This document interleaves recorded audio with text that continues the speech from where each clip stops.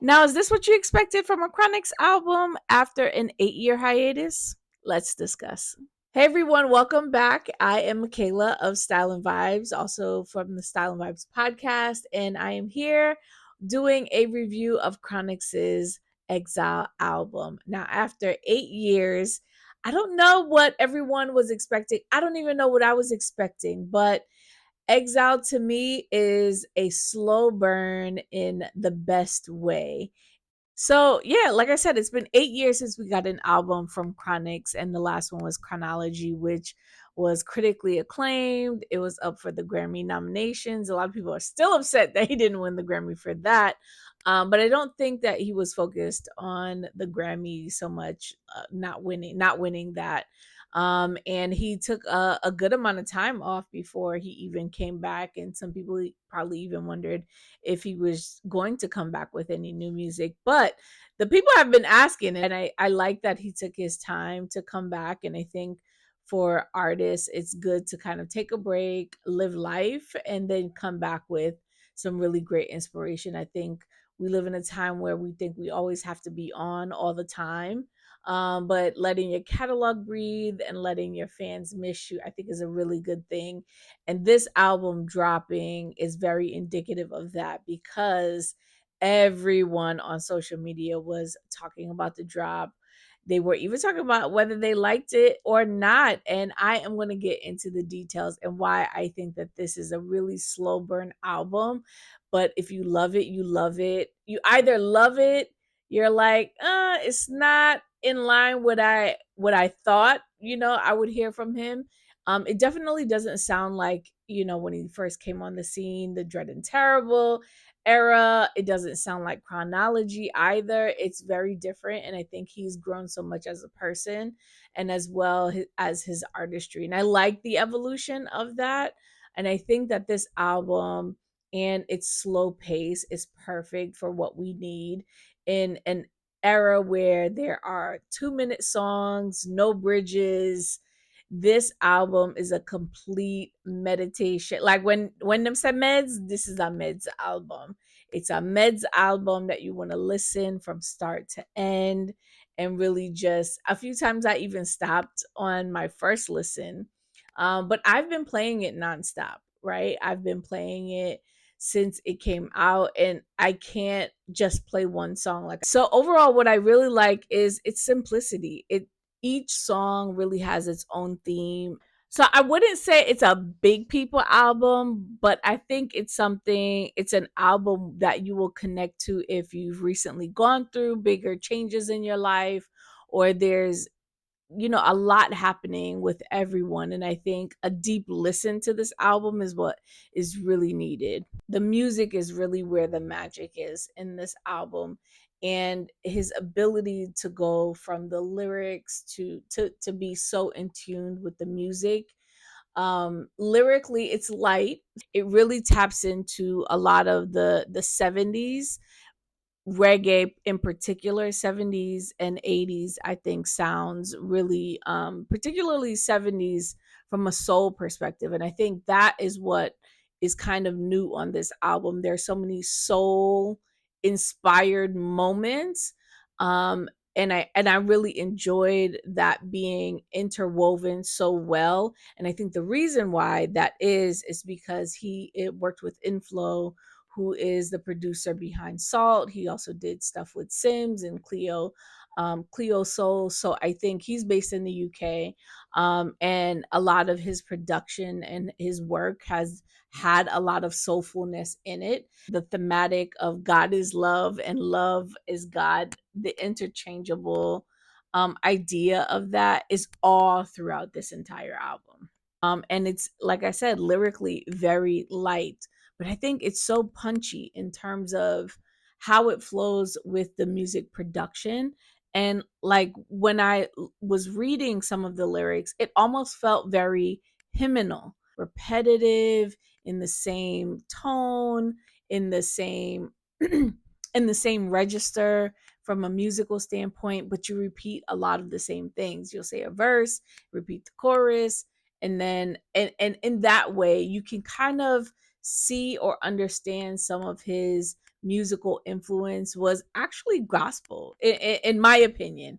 I think that hymnal structure of most of the songs, apart from songs where he's DJing like Market, that is kind of a thematic in terms of the structure of the songs.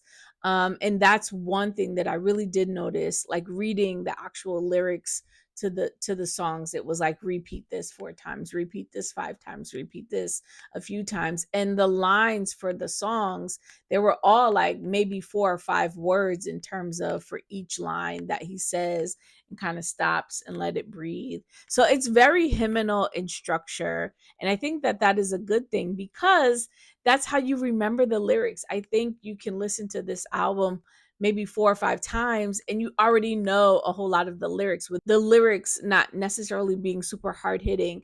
I think Chronixx is really writing from a place of emotion and not a place of ego.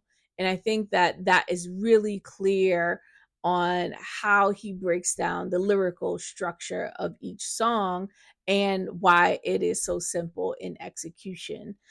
Because love, it should be simple, right? It shouldn't be complicated. But there are challenges, and he really talks about those challenges with love, with God, with the world, on things like family affair and I, which is, about keeping the faith.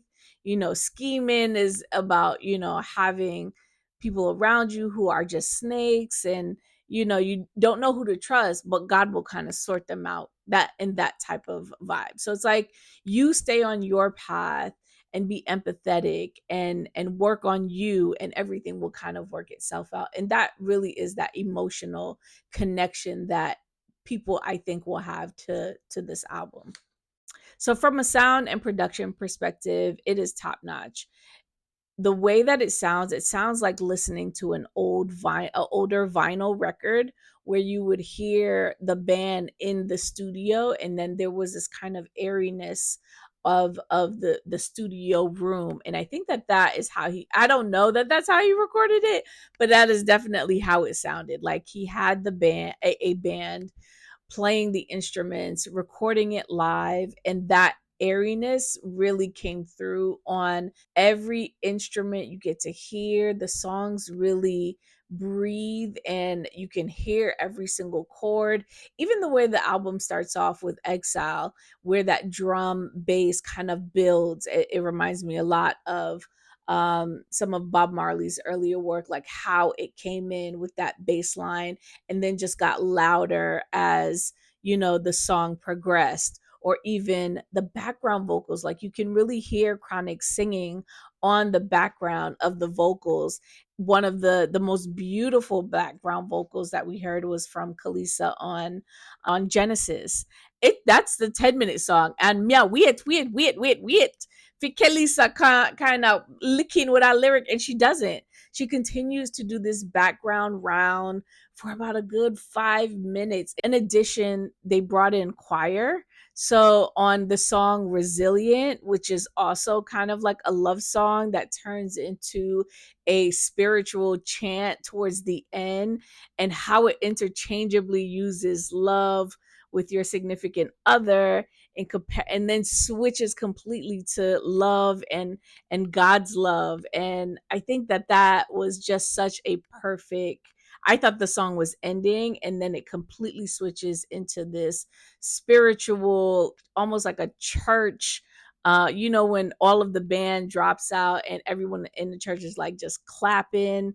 It just was such an amazing experience from the beginning of that song to the end. I highly recommend making sure you listen all the way through to the end. And it's such a tender song about understanding the challenges and the strifes of womanhood, right? And I think that that um is super powerful, coming from a man. And the simplest lyrics, like, no man knows what a woman feels. And I'm just like, I did not expect to be so moved by such a simple lyric. But I also think that the musical arrangement of that song, accompanied with the lyrics, is what makes it such a strong song that people seemingly are resonating. I also love that he is drawing on some of the greats in this album, particularly on Market, where he talks about Nicodemus and Super Cats and being in a market, and the way that he described it, and the lyrical pattern of like that late 80s, early 90s flow from a Super Cat. If you're a Super Cat fan, you definitely know. And the way that he describes, him and his Biabamada Awak, the market, and how they're checking out stalls, and how this one lady used to charge one price for the Swiss chard, and now she price charge this price. And the reference to inflation and not wanting to go to Walmart and Target, it definitely like just put a fun spin on the album. It was definitely not super unexpected, because we've heard him kind of give the elders their flowers on songs like Likes. And so this was just more of that fun, but he continues that DJing style on a few of the other tracks as well. So I think he also draws on singers like Dennis Brown and Gregory Isaac, specifically on songs Sweet Argument. The tone of that really sounds like Gregory Isaac. And then in Pain in Your Heart, he really draws on the cadence and the tone of Dennis Brown. And so, yeah, I know I love me some Dennis Brown. So that song, those two songs really stood out in terms of the inspiration that he's drawing from those elders. So of course, the fans are going to have their reviews as well, and I think you should have too once you've had to listen. I would love to hear your comments as well, but there have been mixed reviews. A lot of people absolutely love it. They're kind of giving it multiple listens to see if they really like it, because they didn't like it as much as everyone who absolutely loved it. And then there are some people who are just like, no, this isn't it. It's too slow. And I totally get it. But I think that this is for who it's for, and it's not who it's not. The good thing is that Chronixx has such a great catalog already that if you don't find anything on this album, it still makes you want to go back and listen to his older records as well, and just be reminded of how great of a catalog he already has.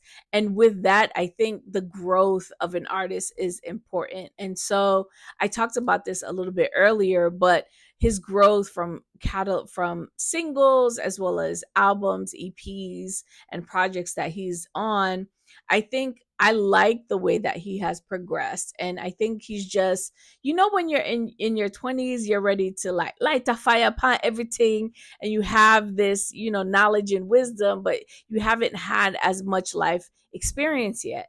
And so with each project, I think that he gains more life experiences, and that is indicative of how people grow. And so to me, this is kind of like a representation of he's still on the same mission. He just has a different strategy and execution of the message that he is trying to bring.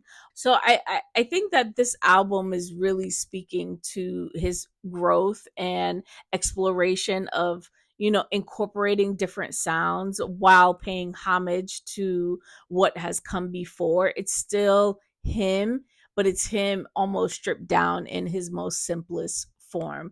I have a funny feeling he has way more music that he recorded in that time frame that we haven't even heard. And I would not be surprised if he comes out with another project not too long after this.